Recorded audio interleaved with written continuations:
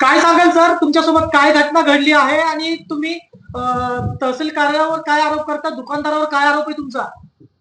मी चंद्रकांत देसाई चव्हाण येडेवाडीत राहतो आणि 4-5 वर्ष झाले की इथं दुकानात येते धान्य घ्यायला. दुकानाचं नाव आहे दौंड विविध सहकारी सेवा सोसायटी लिमिटेड, सरकार मान्य स्वस्त धान्य दुकान. की मी दरवेळेस येतो आणि मला खूप खराब धान्य दिलं जातं. त्यात भुसा असतो, माती, दगड आणि ते लेंड्या हागलेल्या त्यात असतात.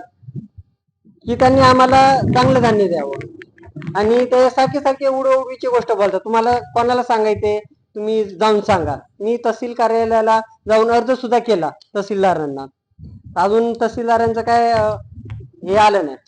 तुम्हीच आवाज उठवताय आणि कोण बोलत नाही म्हणून मी आज आवाज उठवतोय. काय म्हणजे तुम्हाला हे आता सध्याला सरकार मान्य धान्य दुकान आहे आणि सरकारकडे आलेलं धान्य तुम्ही सर्व तुमचा परिवार तुम्ही एकत्र तुम्ही ते खाताय, बरोबर? हो.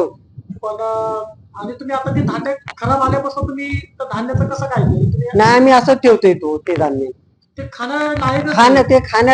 खाण्याजोगच नाही. ते तहसीलदारांना अशी विनंती आहे की ते त्यांच्यावर काहीतरी कारवाई करावी.